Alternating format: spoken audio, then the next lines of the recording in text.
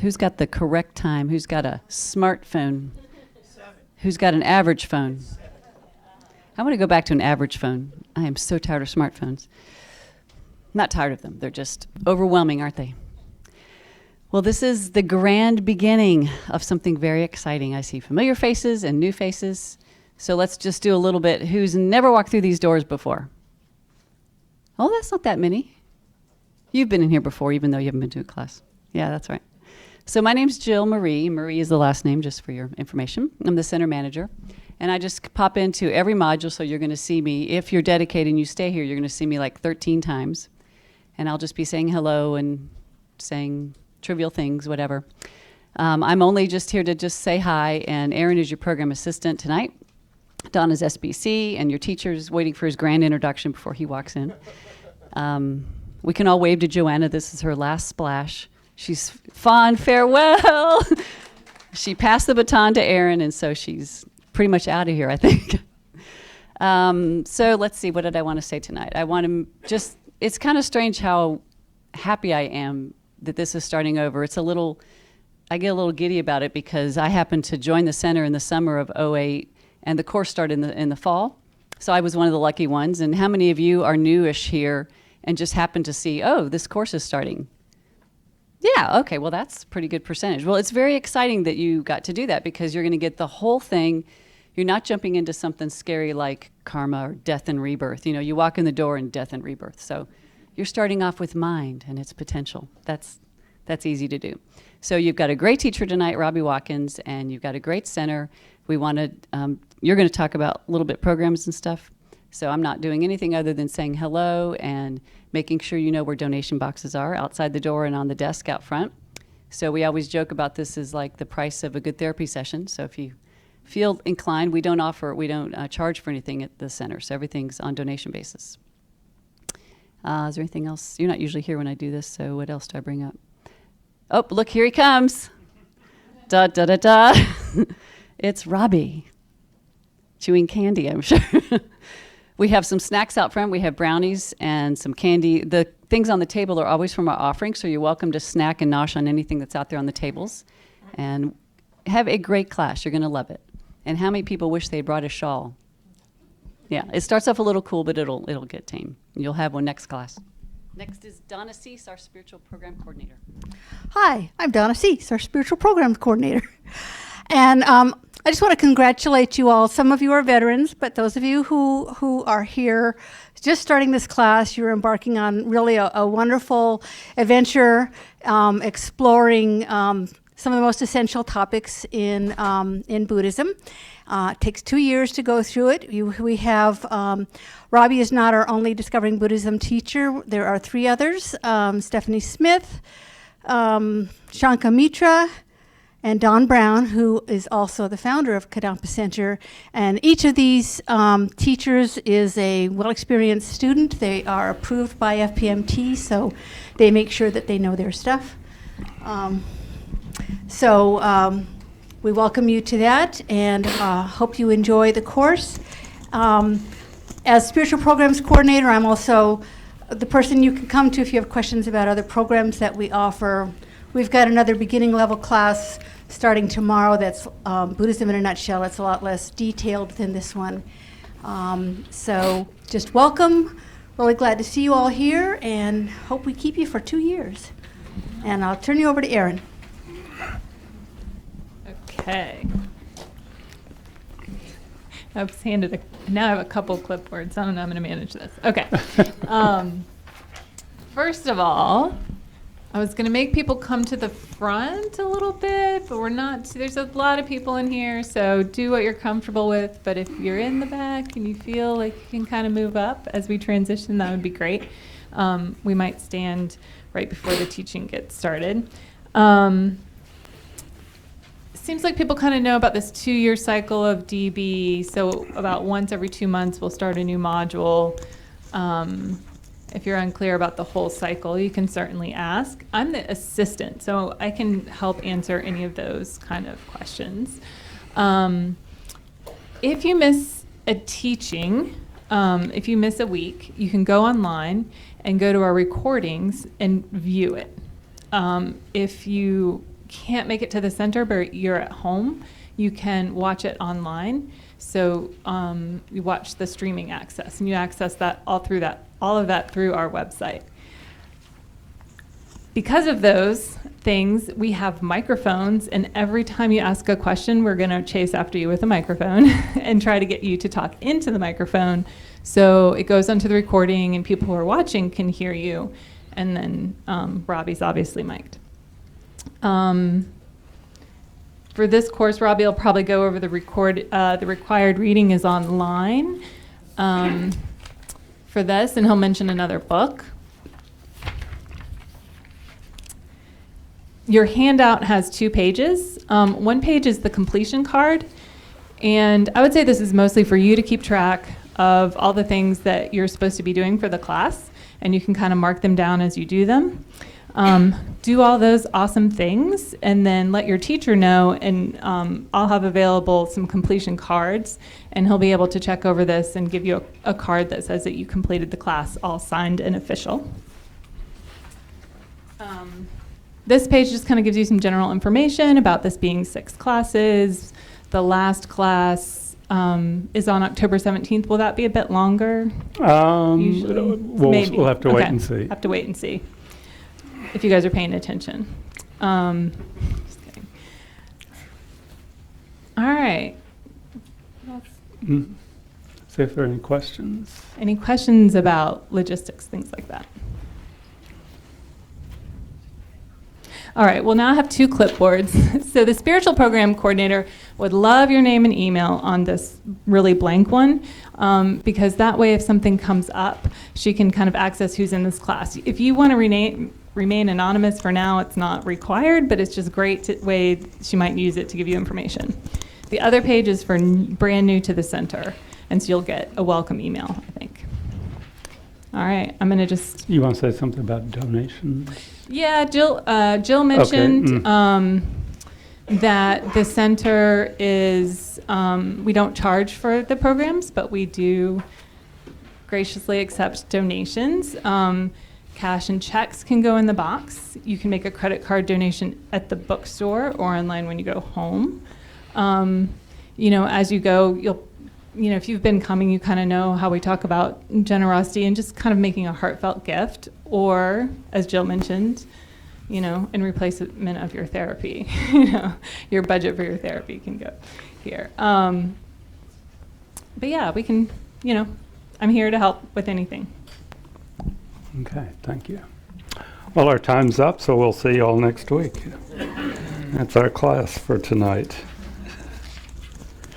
See, do I have this on? Is this working? Okay. All right. Okay, good evening, everyone. I'm Robbie Watkins, and I'll be leading the course for the next 6 weeks, Mind and Its Potential. So let me get an idea of who we have here tonight. Who's here at Kadampa Center for the very first time tonight? Couple people? Yeah, okay, fine. Glad to have you here.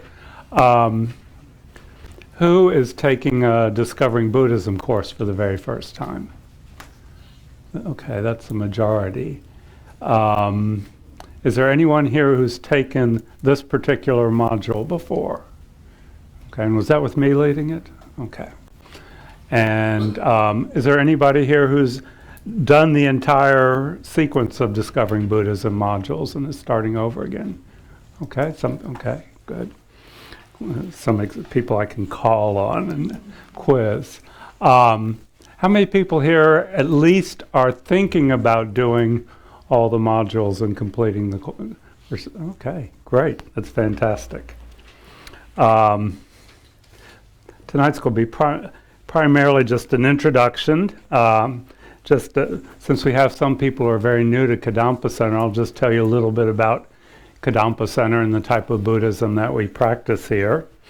Of course, Buddhism is traced back to the historical figure of the Buddha who lived 2,500 years ago in northern India, and kind of in the borderland between India and Nepal.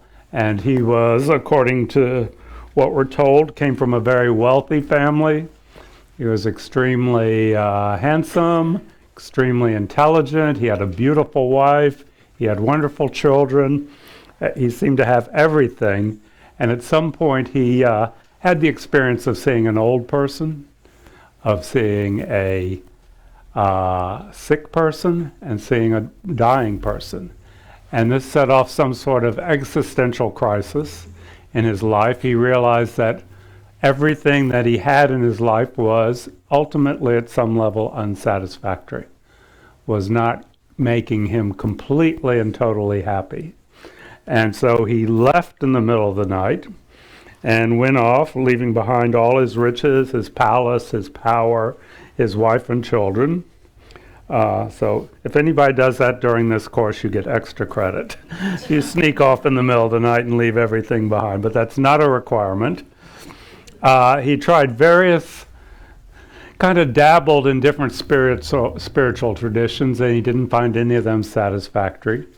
And so he wound up in Bodh Gaya, which is in northern India, and he sat down under the Bodhi tree and he studied his own mind. And by studying his own mind, understanding how it worked, he achieved what we refer to as a state of enlightenment, which means a state of having completely developed both his compassionate aspect and his wisdom aspect. Wisdom referring to seeing reality as it is. And he did this simply by sitting and working with his own mind. And he became enlightened, or what we refer to as a Buddha, an enlightened being. And after resting for a little while, he spent the rest of his life teaching, which is what a Buddha does, what an enlightened being does. An enlightened being is not a god in that they're not all powerful. They can't remove our suffering, but they can teach us how to remove our own suffering. And each of us has within ourselves the potential to become enlightened also by working with our mind. That's what it requires. But nothing more than that, nothing less than that. By working with our mind, developing our positive qualities, eliminating our negative qualities, we too can become enlightened just like the Buddha. And supposedly throughout time there have been countless beings, in addition to the historical Buddha, that we're familiar with who have done this. There was not just one Buddha, but there are countless Buddhas. And so the Buddha taught, and after his death, his teachings spread throughout Asia, into Tibet, into Southeast Asia, China, Japan, throughout India, where they flourished initially, but then were kind of replaced by Hinduism, and down into Sri Lanka. And the type of Buddhism practiced in each area took on the social and characteristic qualities of that country. So in Japan we have Zen Buddhism. In Southeast Asia we have the Hinayana Buddhists, with the monks, the traditional monks in the yellow robes that we've all seen pictures of. And then we have Tibetan Buddhism. And in this center, we practice Buddhism in the Tibetan tradition. There are two great divisions of Buddhism. One is the Hinayana Buddhism of Southeastern Asia, where the goal is to achieve nirvana, which is the complete cessation of personal suffering, to remove yourself from samsara, the cycle of being born, suffering, dying, and being reborn. So the primary goal is personal liberation. In the Buddhism of Northern Asia, which refer particularly Japan, Zen Buddhism, Chinese Buddhism, and Tibetan Buddhism, the goal is to become not just free from suffering for one's own sake, but to become enlightened so that one can benefit others. And that's referred to as Mahayana Buddhism. So there are two big divisions of Buddhism, maybe like Catholicism and Protestantism, if you want to think of Christianity. But so we could say officially here at Kadampa Center, we're Mahayana Buddhists, but we most of the time we're working on the Hinayana topics. There's a great deal of overlap, and it's not like one is separate from the others. So we practice in the Tibetan tradition. There's a long lineage we can trace backwards. But as you can see, there are lots of images that probably, if you're new here, look very strange and bizarre. Not like a Zen temple, which is quite simple. Now, the Tibetans would say that this is very bare and austere. It can't be too gaudy for a Tibetan. They love colors and movement and everything, so the gaudier the better as far as they're concerned. But we have behind us an altar, and we don't worship anything that's on the altar. You may see people bowing down to it, but everything that you see on the altar is to help us work with our minds. It's there for the imprint it makes on our minds. So here, just to tell people a few things, this is a statue of Shakyamuni Buddha, the historical Buddha who lived 2,500 years ago. In front we have Lama Atisha, who brought Buddhism back to Tibet after it had become very degenerate. And he is the founder of the Galupa, or yellow hat tradition, which is the tradition that Kadampa Center practices in. Under Tibetan tradition, there are four sub-traditions, of which the Galupa is one. And these are his two main disciples, and I always forget their names. Can anybody remember their names? Kyabje and I don't know. But one of them's always depicted as looking if he's had too much caffeine, as he's real bug-eyed. He's always, because he is very alert to any failing of the students. So these are actual historical figures who lived in Tibet. Over here, we have in the center a picture of His Holiness, the Dalai Lama, who is the head of the Galupa tradition, but is also recognized by the three other traditions as being their spiritual leader. But he's always in the Galupa tradition, and until recently he was also the political head of the Tibetan government in exile, which is based in Dharamsala in northern India. And he's given up a lot of those responsibilities, but people still think of him as kind of the head of the Tibetan nation in exile, since so many of them came over the Himalayas when the Chinese invaded. So we look to him as our ultimate spiritual leader. On the left here, that's Lama Yeshe, who was one of the first Tibetan lamas. Lama just means teacher. It's not an official title, it's just given to people. He was one of the first Tibetan lamas who thought it was worthwhile to teach Westerners. And he got a lot of criticism for that back in the early 70s when he started leading courses for Westerners in Nepal. And he is the founder of the Foundation for the Preservation of the Mahayana Tradition, or FPMT, which is the organization that Kadampa Center is part of. It's based in Portland, Oregon now, but its spiritual home is Kathmandu in Nepal at Kopan Monastery. And there are about 175 or so centers around the world that are part of the FPMT. And I had the good fortune to have him as one of my teachers when I first started studying Tibetan Buddhism. And over here, this is Lama Zopa Rinpoche, who was a student of Lama Yeshe's and is now the director of the FPMT. And he was recently here at Kadampa Center for one day of teachings, and then he led a retreat up at Black Mountain outside Asheville at the YMCA camp. And we had 300 students from around the world there for 2 weeks. He gave some wonderful teachings, most of which are still up on YouTube, I think. You can watch them there. So he comes, hopefully he'll be coming back next year, though we don't actually know.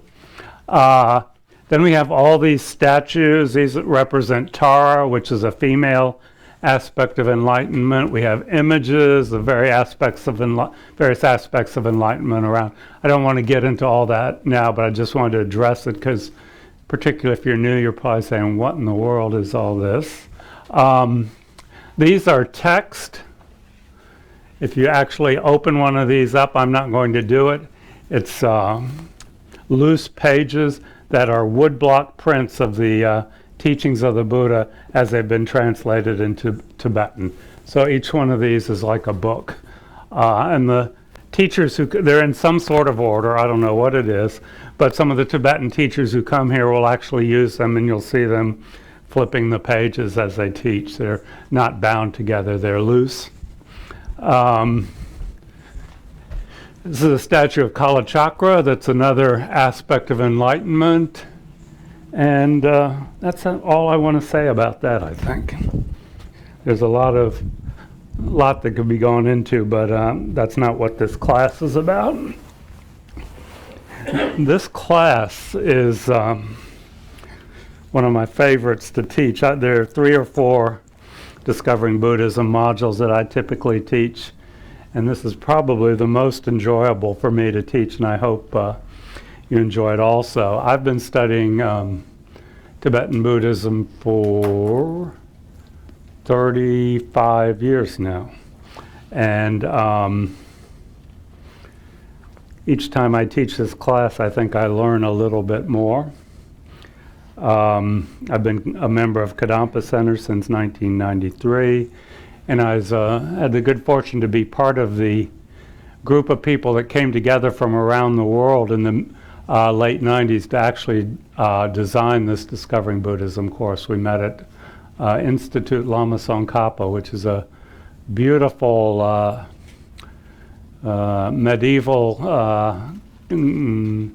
medieval villa in the Tuscan countryside, where you open your windows and look out in the morning. You see the olive trees and the Mediterranean in the distances, given to the FPMT by an Italian family. So it's a wonderful place to go and work.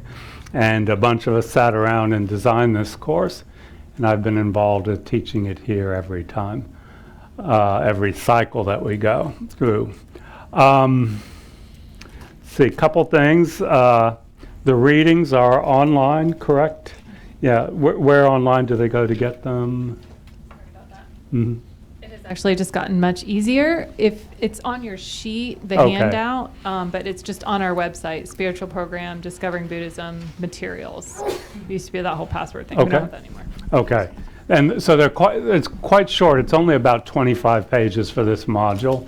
And the readings don't exactly parallel what I'm going to be talking about in these sessions, and but they give you various perspectives on the topic. So each week you'll get a homework assignment, and it'll tell you which part of the readings you should go over during the week. There's no other required text for this module. I do suggest, if you're going to be doing the entire Discovering Buddhism series, it's very helpful to get a copy of Liberation in the Palm of Your Hand by Pabanka Rinpoche. It's available in the bookstore at the bookcase right in front of you when you go out the door here. This is pretty much the party line for Tibetan Buddhism. I mean, it's not a real page turner necessarily, but it's a great reference tool, and it has all the important points, and all the topics that we'll discuss are in here, presented in a very traditional Tibetan way. This was written in the 1930s. It's a transcript of some actual teachings that were given in Tibet by this great teacher, Pabanka Rinpoche. But it's an incredible reference book. I go back to it all the time. So that's highly recommended. And then hopefully in these classes, we'll be making the making the teachings a little bit more applicable to modern life, if you want to put it that way. I'm good about starting on time. I end on time or a little bit early, so we'll be unless something comes up. How many people think they can come to all 6 classes? Is there anybody? Yeah. Okay, some people are reluctant to put their hands up. As Aaron mentioned, if you do miss a class, it'll be up online well, you can watch it in real time. We're being streamed to millions of people around the world as I speak. Or at least, sometimes you look at the count, it's 4 or 5 people do watch it, yeah. And each class will be up for a week. So if you miss a class, make sure that you watch that class. They're up all the time now. Oh, they're up all the time? Okay, so great, thank you. And that's all, thank you, courtesy of our media team. There will be some homework to do each week. The homework will typically be in forms of some reading and some sort of meditation to do. These classes, if you just come to the class and then go home and don't think about it or do the meditation during the week, are pretty useless.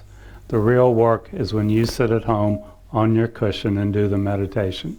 And we'll talk about that more as the class goes along. How many people here have never done any meditation? Okay, that's fine, no problem at all. And starting next week, I'm not going to do them tonight. Each week we'll do some prayers from the Gold Prayer Book. There should be one at each seat. I'm going to skip them tonight, but we'll start using those next week and discuss a little bit about what they mean.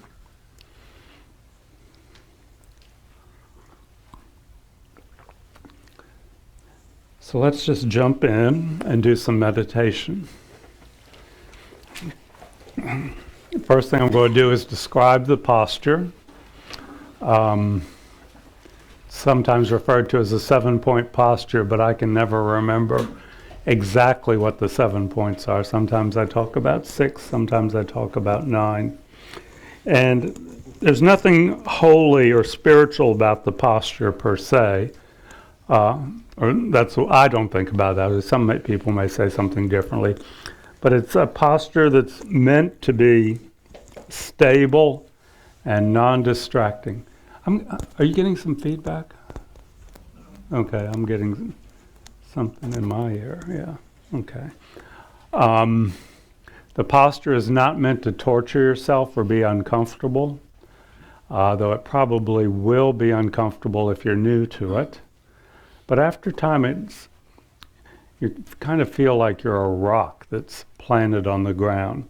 And you can meditate either sitting on a cushion or in a chair, that's fine. If you're in a chair, you may want to put a cushion under your feet. If you're not particularly tall, that's perfectly acceptable. If you're sitting in a chair, don't lean back, okay? You want to be a little bit straighter, so get your buttock back into the chair and make sure your back is straight. If you're on a cushion, it's good to have your butt on about the front third or so, not way back in the middle, but the front third, so your pelvis is opened up a little bit.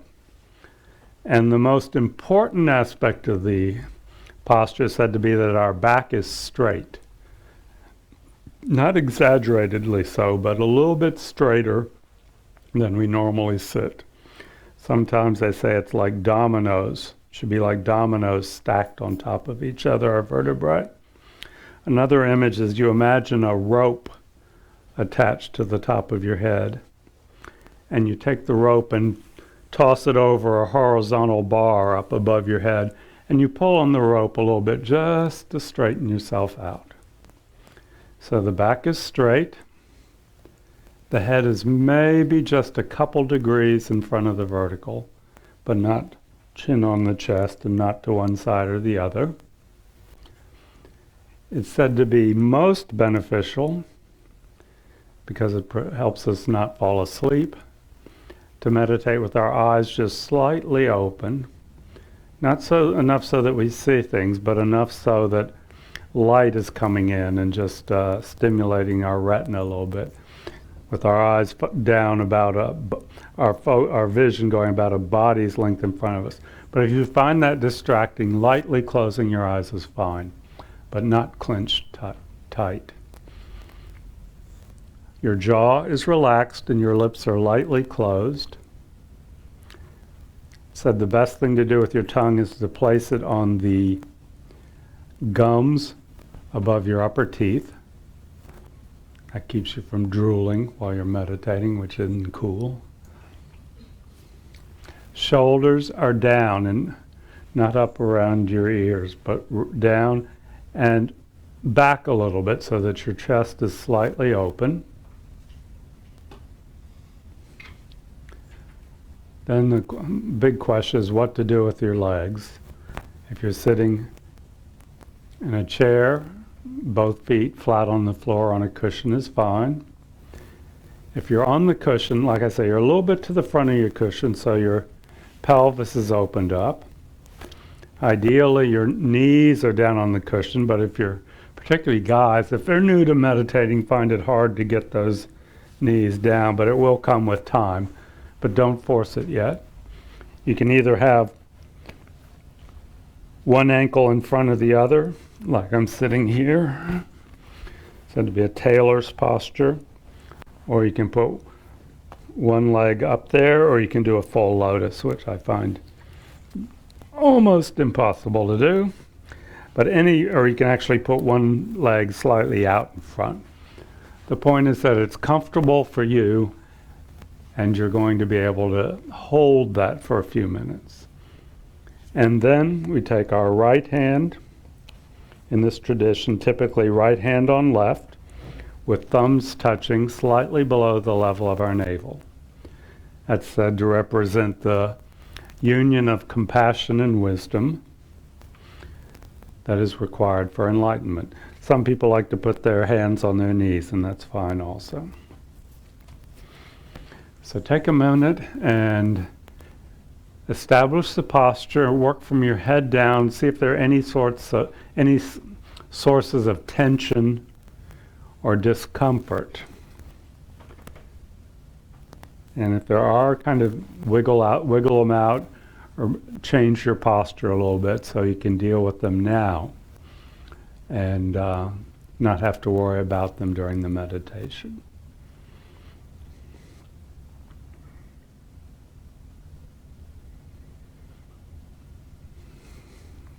So having established the posture, we can now begin the actual meditation.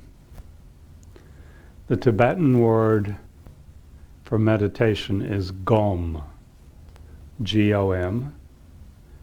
And so we refer to this room at the center as the Gompa, the room for meditation.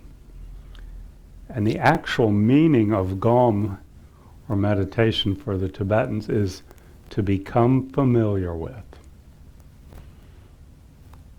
So it means becoming familiar with a chosen object.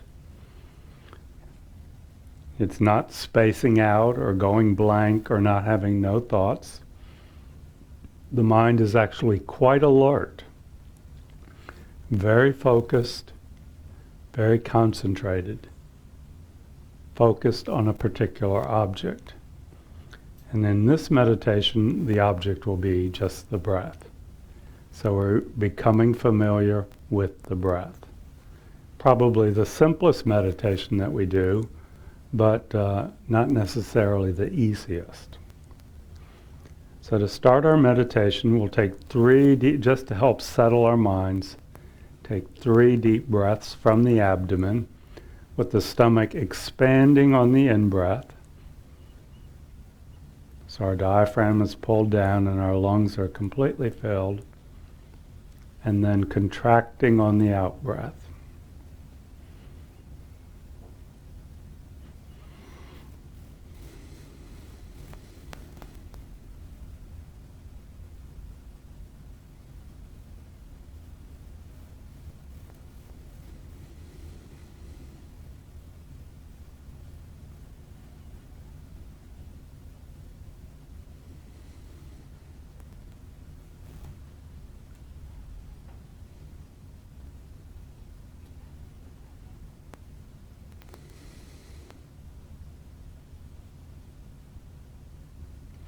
And now we allow our breathing to return to its normal pattern.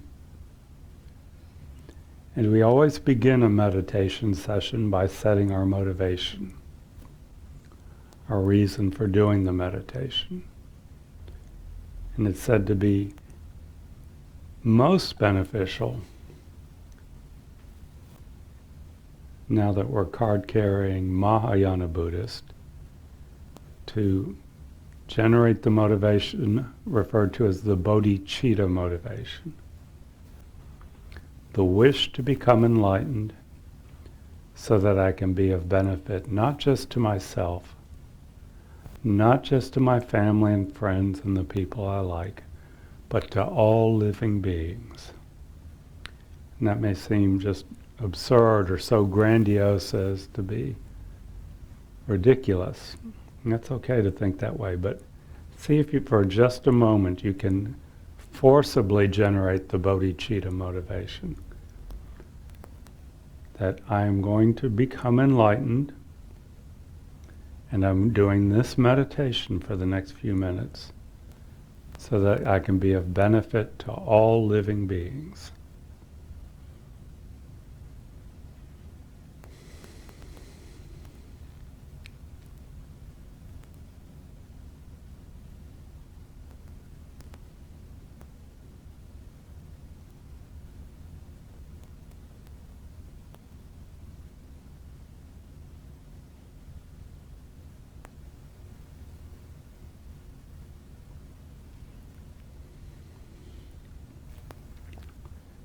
And having set our motivation, we now begin the actual meditation,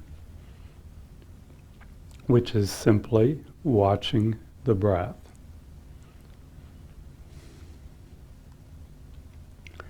And by watching the breath, we're referring to the physical sensation of the breath moving in and out through our nostrils.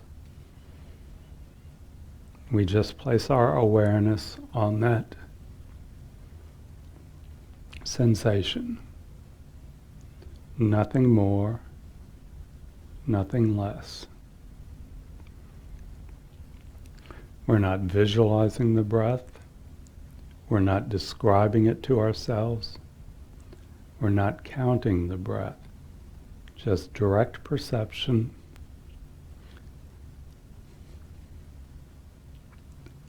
of the movement of the breath in and out.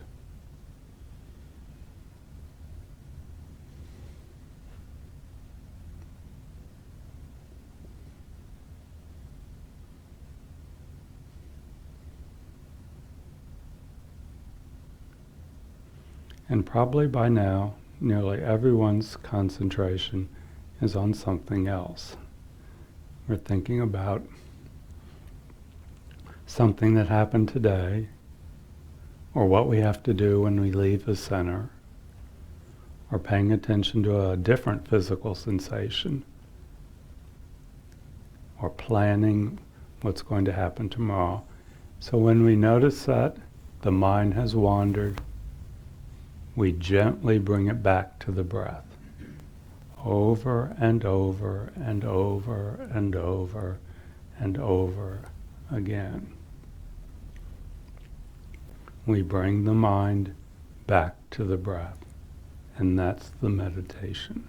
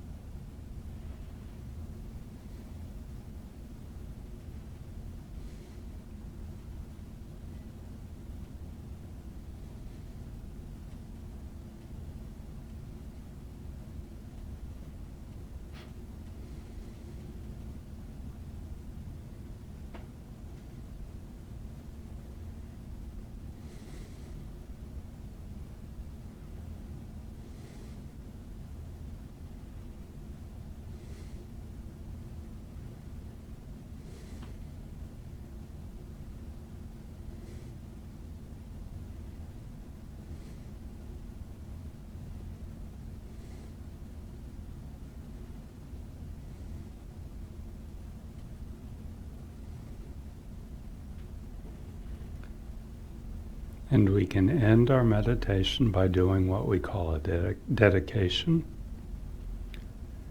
We acknowledge, we give ourselves a pat on the back for having done something a little bit out of the ordinary, something that, as short and simple as this meditation was, did have a positive effect on our mind. We acknowledge that, and again generate the wish, may that positive imprint not be lost, but may it in the future ripen in a way that benefits all living beings.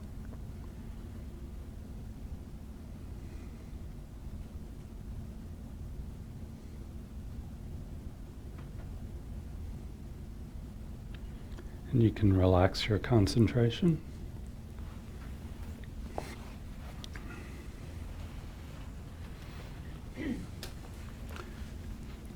Any questions or comments about the posture or the meditation practice itself?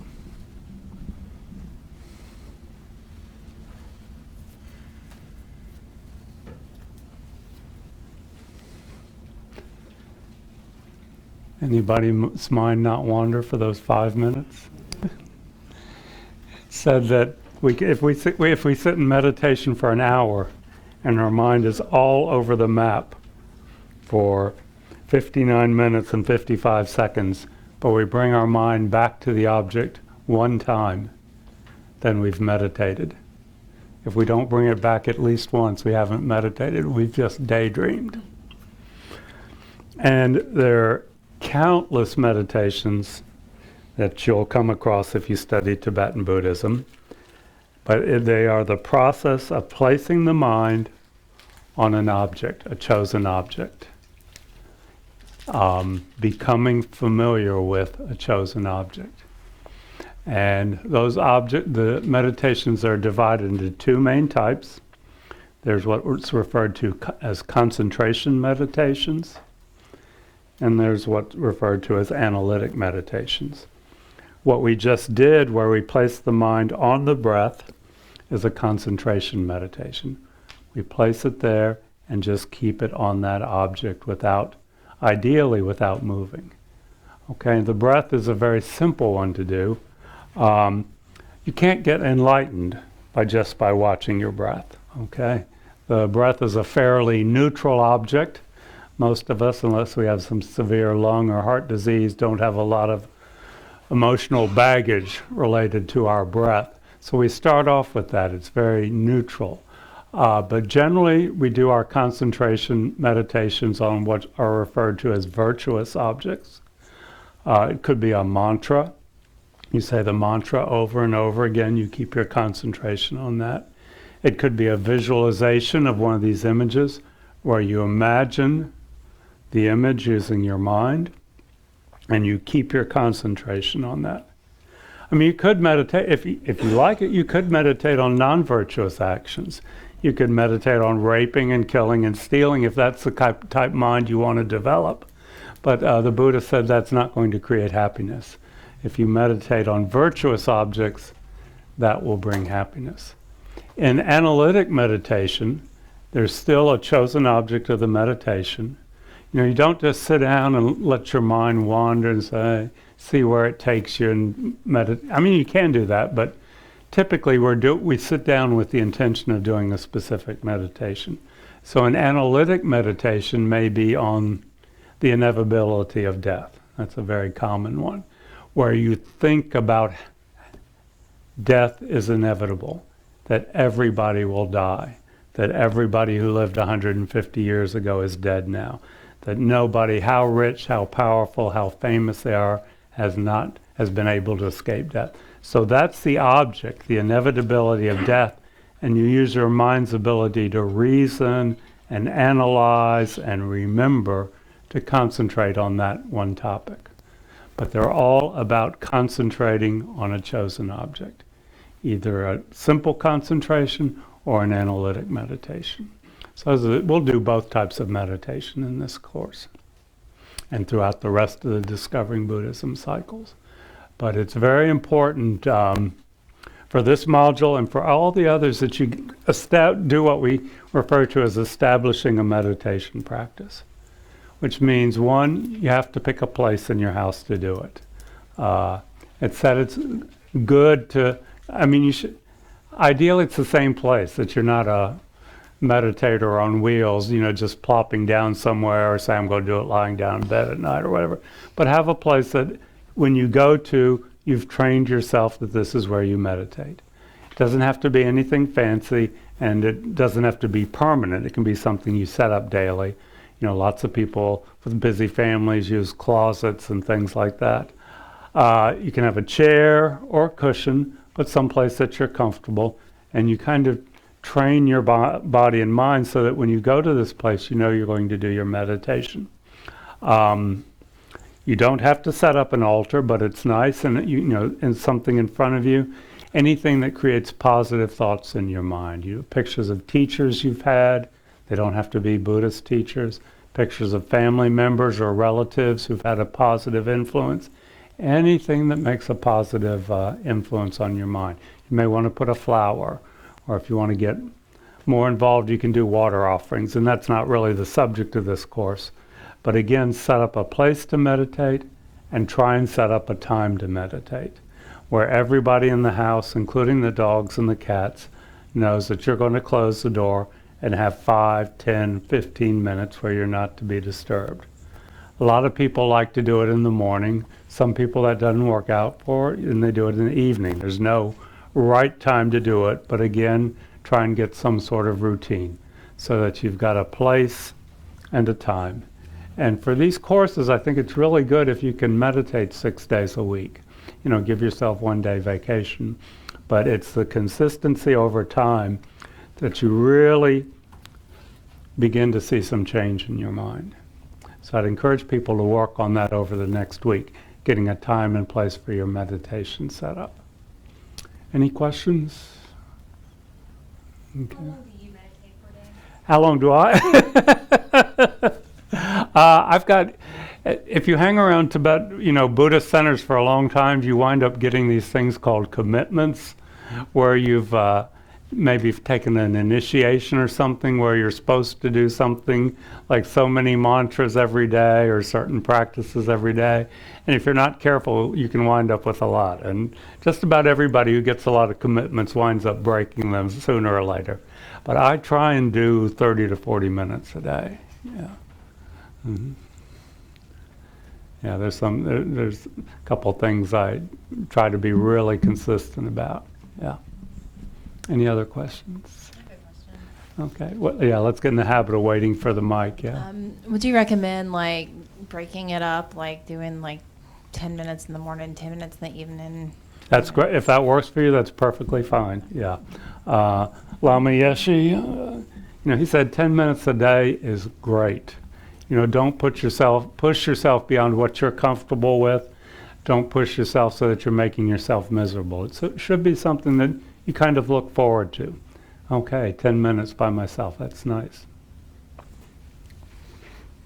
Any others? Okay. So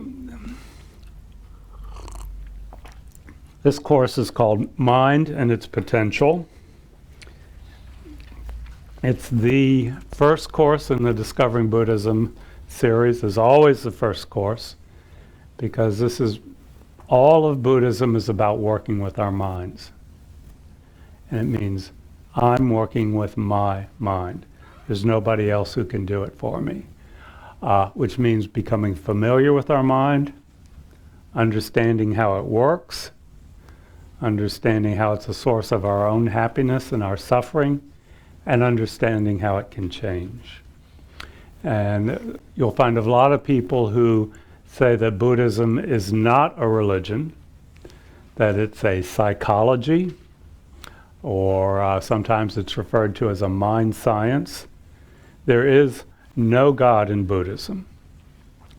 There is no concept of God. There is no creator God in Buddhism. There are just certain natural laws, certain realities, not that the Buddha invented, not that he made up, but that he observed when he looked at his own mind when he sat under the Bodhi tree.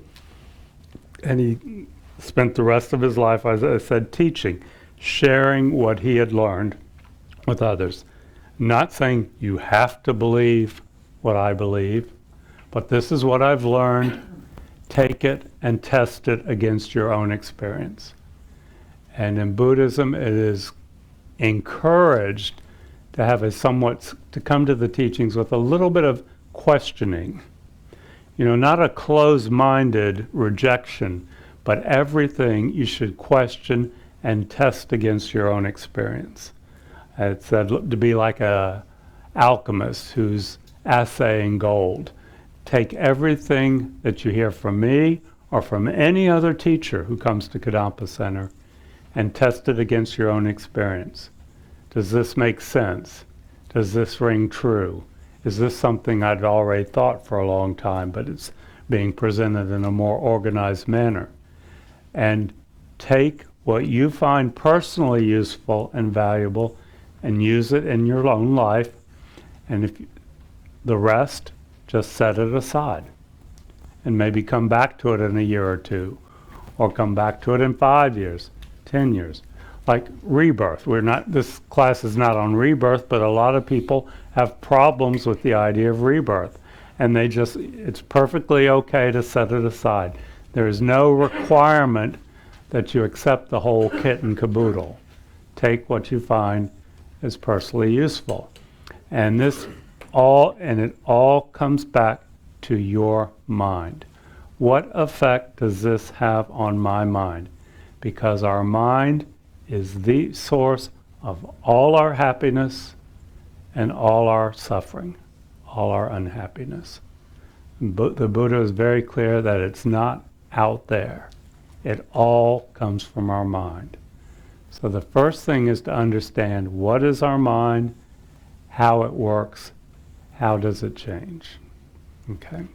So that's why this is the first class, because any teaching, you can come here in the most elaborate and complex and esoteric teachings with these images and mantras going and incense. It's all to have an effect on your mind. Everything on the altar is there for the effect it has on your mind. Okay, there is nothing up there that in and of itself is holy. Okay, but it can make a positive effect on your mind if you understand it. So, what are we talking about when we're talking about mind? This is kind of an area where neuroscience is starting to explore this in Western science. We're talking about mind. I'm going to use the word consciousness interchangeably with mind. Another word that may be used is awareness. Okay, but mainly mind or consciousness.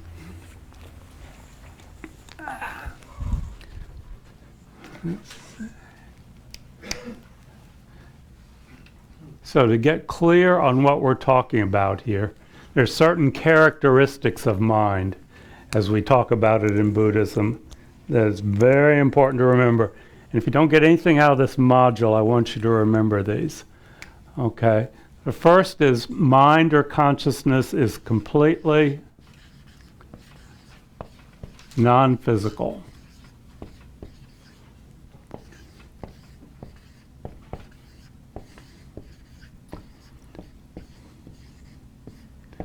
Okay. It's not the brain. Okay, it is related to the brain, but it is not the brain. We are talking about consciousness, that part of us that perceives, that is aware, that knows, that has memories, that has emotions, that has feelings, that has thoughts. It is the non-physical aspect of our being. From the Buddhist point of view, we're a body and a mind. We're the physical and the non-physical. They come together temporarily, and they're called Rabi, okay? When the egg and the sperm meet, that's when Rabi begins, okay? There's a consciousness, and there's a body there. mind and body stay together for however many years. At the moment of death, the consciousness and the body separate. Okay? The non-physical and the physical. They're united, but they're not identical. They're held together by various karmic imprints. This body and this mind are brought together temporarily through the force of karma. But the mind is completely non-physical. It's dependent upon the brain and neurotransmitters, but we can't find consciousness, that non-physical aspect of our being, in anywhere in there. Now, when you ask the Tibetans where their mind is, they'll point to their heart. Okay? They don't distinguish between, the way we do, make that distinction between thoughts and feelings. Those are both considered to be mental phenomena, conscious phenomena, but of different qualities maybe, but they occur in the consciousness. Feelings, emotions, thoughts, memories, planning, all of that is in the consciousness, okay, which is connected to the brain but is not the brain. Completely non-physical. That's the first aspect of mind. It's important to remember. Second aspect is without beginning and without end. Okay, so this is going to be a hard one for a lot of people to swallow. This gets in the idea of rebirth. We each have our individual consciousnesses, okay? My consciousness is not yours. And each consciousness can be goes backwards to the beginning of beginningless, or beyond the beginning of beginningless time. There's absolutely no point where my consciousness began. It goes back through countless previous lifetimes, and you cannot find a beginning. Each moment of consciousness is preceded by a previous moment of consciousness, is preceded by a previous moment of consciousness. Certainly in this life, we can see how what I'm thinking, there's something I thought the moment before, something I thought the moment before, the moment before. And we can trace them back and back and back and back. And we can get to a point where we can't remember what was before, but according to the Buddha, there was always a previous moment of consciousness. This non-physical phenomena could not just arise out of nothing and just exist. It had to come from a previous moment of consciousness. Similarly, it will continue without end into the future. This moment of consciousness leads to another one, till Rabi dies, the body decays, and according to the Buddha, the consciousness continues into an intermediate state called the bardo, and it's looking for a home, looking for a body, and it sees mom and dad in sexual intercourse and sees the egg and sperm together and says, that's where I want to go, and it goes into that body, and then you have the next lifetime. The consciousness continues and continues and continues and continues without end.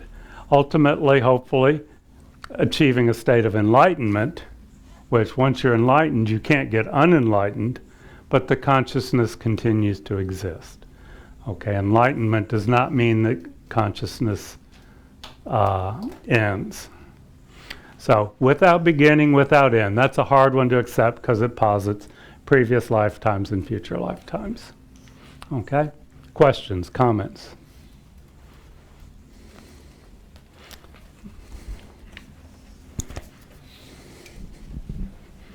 Is each consciousness always totally separate and unmergeable and never has been merged? When you don't know the answer in these classes, you're supposed to say, that's a good question for a Geshe. Geshe is an academic degree. It's like a PhD of Tibetan studies. But I'm pretty comfortable saying, yes, that's true. Yeah, consciousnesses do not merge. There's not some sort of universal consciousness. Which implies that the number of consciousnesses is finite. There are not new ones. which this also implies. They're not new ones being created. They're not any that are disappearing. Now what happens according to the Buddha is we move in and out of different realms. There's the human realm, there's the animal realm, and there are also other realms that we can't see. So consciousnesses are always moving in and out of those realms. So there may be fewer or less people on the earth, but the number of consciousnesses in existence is not changing. Okay. Let's see. Way back there first, Aaron. Get in the back. Thanks. This sort of goes back to what you were just saying. I think I was going to ask if the consciousness are only human, Right. or if it sounds like they go back and forth between animals and other sentient beings. Yeah, there are lots of, again, this is not the subject of this course, but we should touch on it. There, according to the Buddha, there are 6 realms. God realm, where you have everything. To me, it's like a weekend in Paris or something. You've got good food and everything like that. God realm, the demigod realm, which would be a weekend in a nice place, but not in Paris, but it's pretty nice. The human realm, okay. Then you have the animal realm, which is not just household pets, but it's animals out in the wild who are, basically concerned with just not getting eaten. There's what's referred to as the hungry ghost realm, which is characterized by need and inability to get food. And there are what are described as hell realms, which are very suffering realms. So our consciousness in the past has been in each of those realms countless times, determined by our karma, which is our mental accumulation of virtuous and non-virtuous actions. So our karma determines which realm our consciousness is reborn into next. Okay, it's not a God saying you're going down, you're going up. It's what kind of imprints that we've made on our mind stream. And we've all been in all those realms countless times in the past, and probably will be in them in the future. It's said that the human realm is actually the best rebirth because it's kind of Goldilocks, just enough leisure coupled with just enough suffering that we're motivated to become enlightened. So it's the human rebirth is actually the most beneficial, rather than being born in the God realm or the demigod realm, where we're just lying out by the pool drinking a margarita and not really working on our minds. Okay.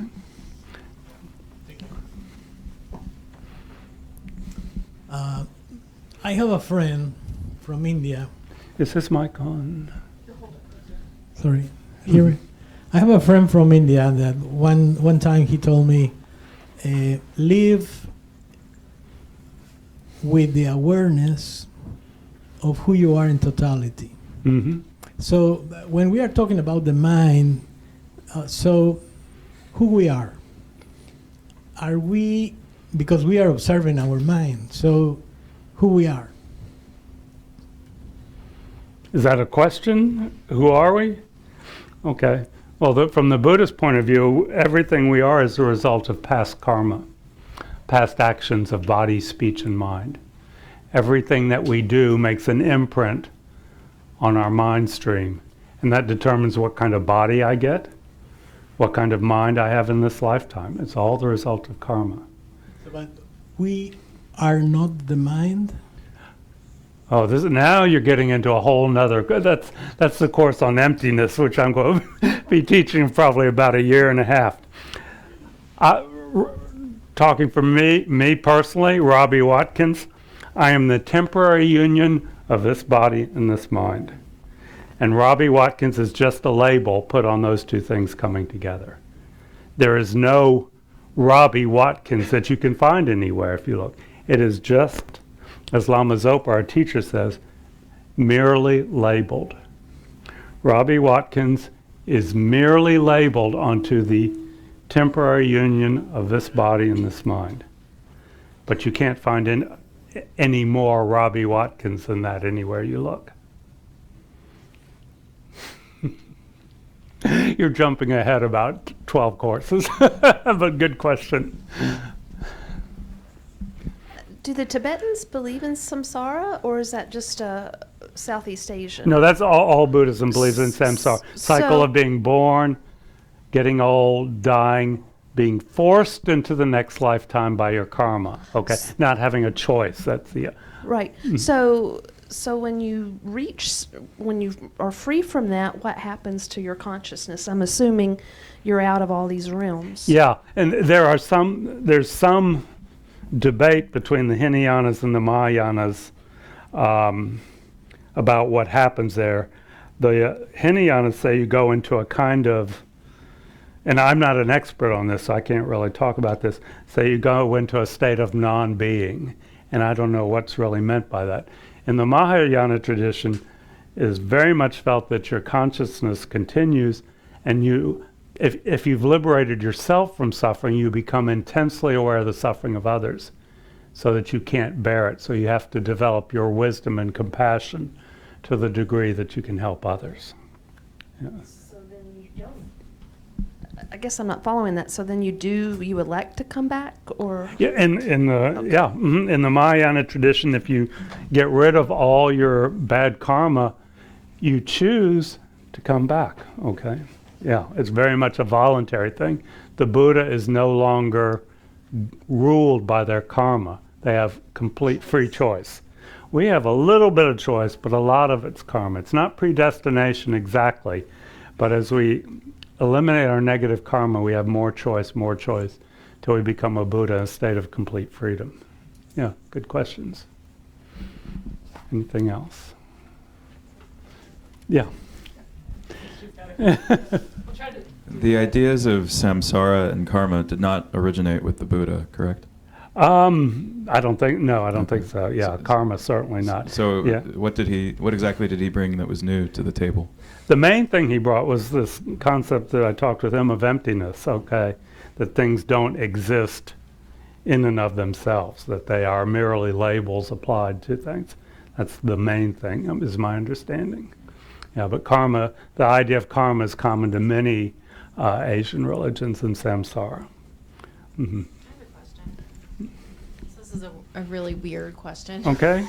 So when you get to the state, I guess, where you've exhausted your karma and you no longer have bad karma and you elect to come back, can you, at that time, is there a way that you can create bad karma again so that you're back in that realm again? No, no, you would be completely wise and completely compassionate. So creating negative karma, even if you come back, you may come back as a toad. But, the Buddha may, there may be a toad, but it is impossible to create negative karma with that mind, with a mind that is completely compassionate and completely wise. Okay? Yeah, I mean, there are all these stories of the Buddhas coming back as, a fly on a dung heap and all sorts of stuff like that, because that taught somebody something. Somehow he knew that would benefit someone. One last question, then I got to go on, or I won't get all 4 points in. Okay, so when you were talking about the different realms that we are potentially in at any given, I guess, rebirth, right? Do they correlate in any way with your karma? So if you've reached a level of enlightenment, it doesn't mean that you can't be reborn into the animal realm, for example. There's no progression or correlation between the realms. Is that correct? No, it's just a result of the karma that ripens at the time of your death. Now, if you're enlightened, for the us of us, it's uncontrolled. Okay. We don't have any choice. But that doesn't put you in you had mentioned like demigod or in God. So enlightened, does that mean you're in the God realm, or? Enlightened means you're outside of the forced rebirth. Yeah. Okay. You could choose to come back as a human being or as an animal, like I said, if you think it's going to be beneficial, but you're not being forced into one or the other. Okay. Yeah. Okay. So, completely non-physical, without beginning, without end. There's always a previous moment of consciousness, always a future moment of consciousness. Third characteristic of the mind. It's, how do I want to say this? It's ultimate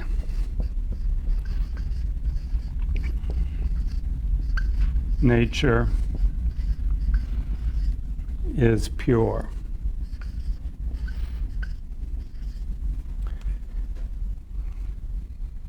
Or Yeah. Or I'm going to say it's in the nature of clear light. Well, that may be a better word. So. And what does that mean? That means that my consciousness has no... We think very much that my mind is, I am a depressed person. I am an angry person. I am a generous person. And we think those are fixed characteristics of our mind. And the Buddha is saying those are just thoughts that are in your mind temporarily, but the mind itself, this non-physical phenomena, has no fixed characteristics of that sort. It is in the nature of perfectly clear light, or another image that's used is empty space, in which thoughts arise, come into existence, and go out of existence. One thought after another after another. Now, for most of us, certain thoughts tend to recur more often than others. If we're having problems with anger, we have a lot of angry thoughts arising. Okay, but those are not in the nature of the mind. The mind's nature is not angry. It is like empty space in which thoughts arise. And the Buddha says, what you want to do is train your mind, and this is what we'll talk about some in this class, so that more of those thoughts that make you happy arise, fewer of the thoughts that make you unhappy arise. Replace the thoughts that cause pain and suffering with thoughts that cause happiness and joy. And he said that is possible because the thoughts are just temporary. The mind is this vast empty space in which these thoughts occur. It said we have 84,000 moments of consciousness in the snap of a finger. One moment of consciousness after another, after another, after another. And most of the time our mind is completely out of control. We have no input to what's arising in our mind. But if we train our minds, we can eliminate the thoughts that cause pain and suffering completely, and replace them completely with thoughts that cause happiness and joy. The Buddha says that is possible because the mind has no fixed qualities of its own. It's like a blank canvas, an empty space, an open sky, and we can fill it with whatever we choose. Right now it's filled with a lot of garbage most of the time. And as we start to meditate, we become more aware of the garbage that's there. But the Buddha says that can be removed completely. Okay. Questions? So is the mind then, is it considered neutral? Like just a potential? I would use the word potential. A potential of. Okay. I mean, you could say the mind's neutral, but I'd like to say it's potential, okay, or an empty space. It's like pure space, yeah. Pure potential. Mm-hmm, yes, okay. It's potential, yeah.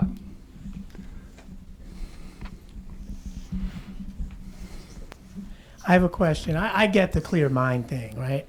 You got it, man. Good. No, but you just said something that made me think. If you can train the mind always to have positive thoughts, I'm following you, right? Yeah. Then the characteristic of that is always to have positive thoughts. So it's not clear. No, in essence, it's not clear. Right? The space, the mind is still the space in which those thoughts occur. It's like, if you had a perfectly, like a bowl filled with water, perfectly clear glass, you could fill it with clear water, you could fill it with black water, or you could fill it with red water or green water, whatever color water. You're not changing the bowl, but what's in it is different. Okay, so that's more, okay.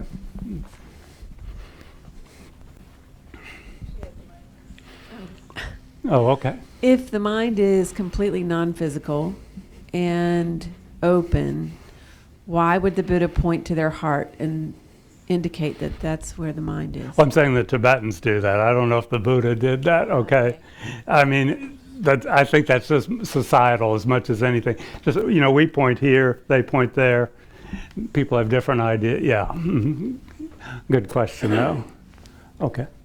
Robbie, in thinking of the mind in this definition, I'm curious how the Buddhists explain those folks who suffer with severe and persistent mental illnesses, where they don't seem to be able to control their thoughts, and that their thoughts are negative and harmful and cause great suffering. It sounds like you're describing most of us, actually. Some people have it worse than others, but yeah, that's the result, according to the Buddhist point of view, that's a result of extremely heavy negative karma. And their mind is still clear, but the thoughts that are arising are very painful thoughts over and over and over again. I mean, it's no different from those of us who are mentally healthy, just a more extreme version of it. Yeah, we're all somewhere on that continuum. And the Buddhist point of view is that if you understand that, it makes you more compassionate, not less compassionate. That you understand that this is from their own karma, that in a way that they are, at some point in the past, have created the cause for that. And that causes more compassion, not less. It's not blaming them. It's just saying how, and we all do it to some degree. So the treatment plan would be intense meditation, if they're capable of it? If they're capable, I mean, it may be so severe that they have to have medication. I mean, this is not saying that you don't go to the doctor or you don't take medicine. I mean, I'm a physician by training, so I'm not going to stand up here and argue that. But it all depends on how severe it is. Yeah, the idea that if you have a major psychosis, that you can just stop your medicines and start meditating is not healthy for most people. Yeah, we do live in a conventional reality where we have to eat and take medicine and so on. This might be a little bit off track, but would this fit in well with the concept of evolution? If we came from apes and how the clear light worked in past development? I'm not getting. Yeah, I'm not sure what you're asking. Yeah. Well, it's just that we weren't always human. So if we evolved from dinosaurs and apes and things like that, does this fit in with the theory? Possibly, except a lot of us are going to be apes again in the future. It's not a continual upward spiral. It's up and down and 1 step forward and 3 steps backwards. Yeah. Well, that's either. Yeah, we got. You can get. Yeah. Theodore. Hey, am I on? I can't tell. Hey, Robbie.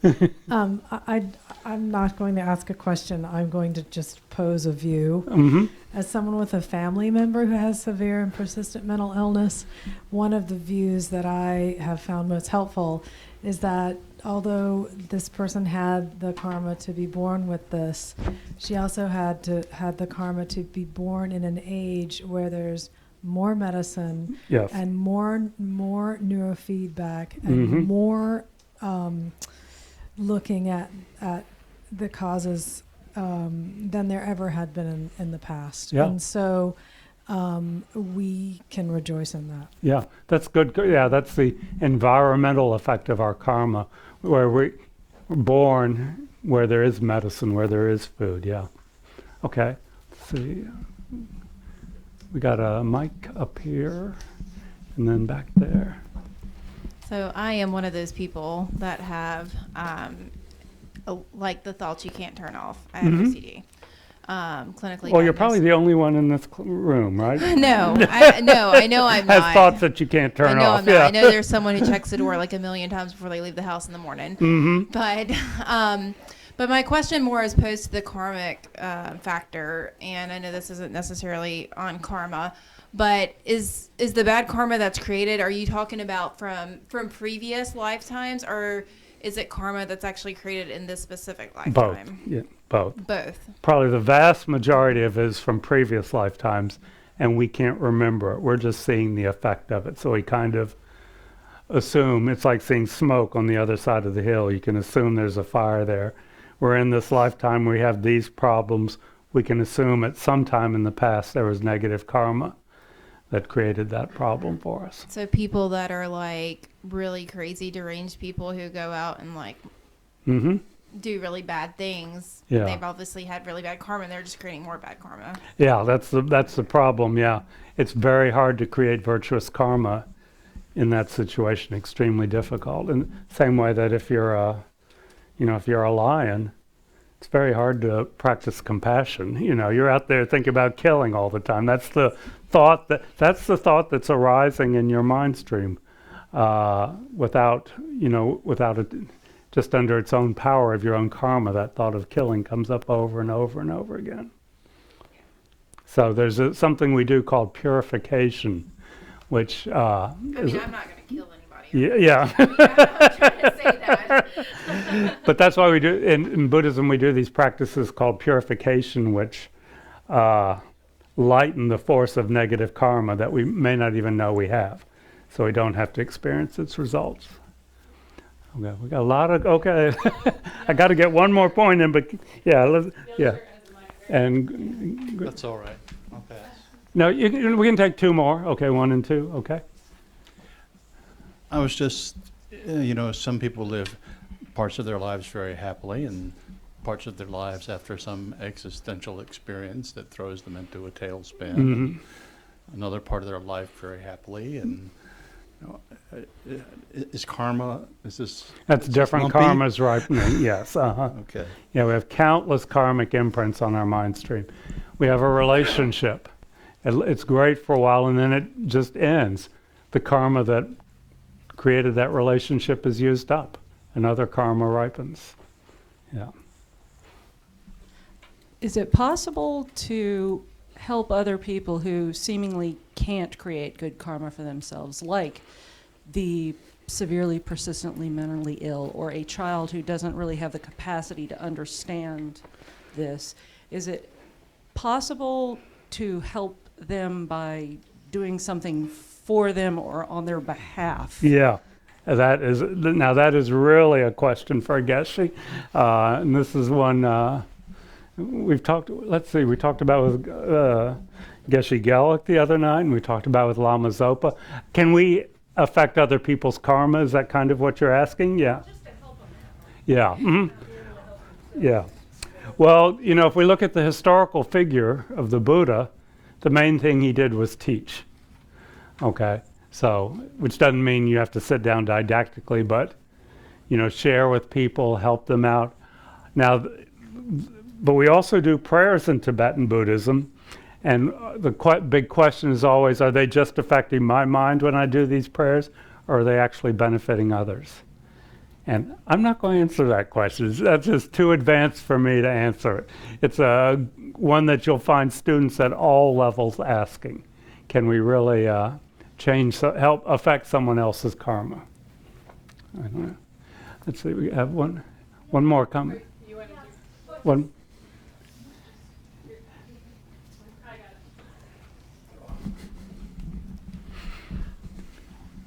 Yeah, but you said that part of the tradition that we follow in this temple is to find alignment for us, but also to help others, right? Mm-hmm.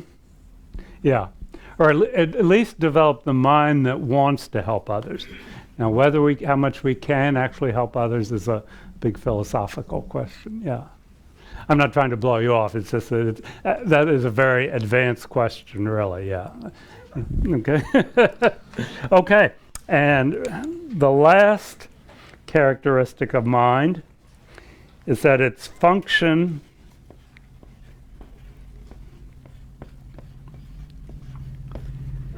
is to be aware.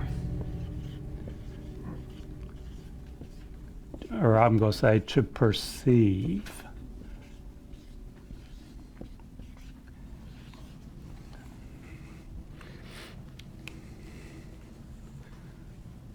Blue magic marker. My mind perceives blue magic marker. wooden hammer.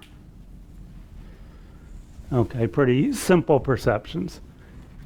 So but when we get to more complicated things like emotions, from the Buddhist point of view, it's correct. It's incorrect to say, I am angry. One, there's no I beyond the merely labeled I, but my mind is not angry. My mind is perceiving anger. My mind is aware of anger. My mind is having an angry thought. An angry thought is arising in my mind. Okay? So that we say that the mind perceives anger, they're in the same nature for the duration of that perception. Anything that the mind can perceive, physical, mental, emotional, is referred to as a phenomenon. So our mind perceives or is aware of phenomena. Anger, depression, compassion. So if our mind perceives nothing but thoughts of compassion, we can say our mind has become compassionate because it's having those thoughts continuously. If our mind perceives nothing but angry thoughts, it's in the nature of anger. It's kind of like you are what you think. Okay, and we all have, as Carol said, the potential to change our mind into anything we want. If we like angry thoughts, we can cultivate those so that our mind is continually aware of, or sometimes it's said the mind reflects what it perceives. Angry thought, we perceive it, the mind reflects anger. If we want to be compassionate, we just have compassionate thoughts. That's all we have to do. More compassionate thoughts, less angry thoughts, the mind has changed. Okay, the mind is infinitely flexible, has infinite potential. Its nature is determined by the content of the thoughts that it has, that arise in that empty space. That's why it's so important that it has no fixed nature. It's a potential in which any perception or awareness can arise. And that is what our mind is, what it's aware of. What I'm aware of is what my mind is. Okay. Any comments or questions? Okay, one over here.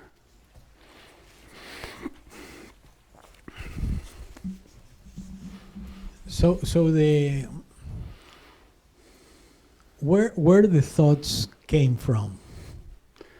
Primarily, they're determined by your karma again. Okay.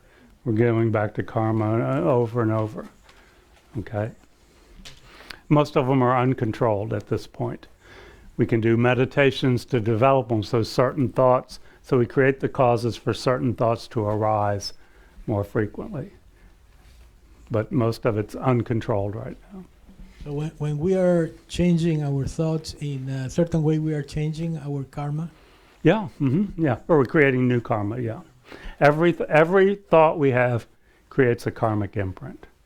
Every single thought. Everything our body does, everything we say, everything we think makes an imprint on our mind that we will experience in the future. Positive actions of body, speech, and mind lead to happiness. Negative actions lead to suffering.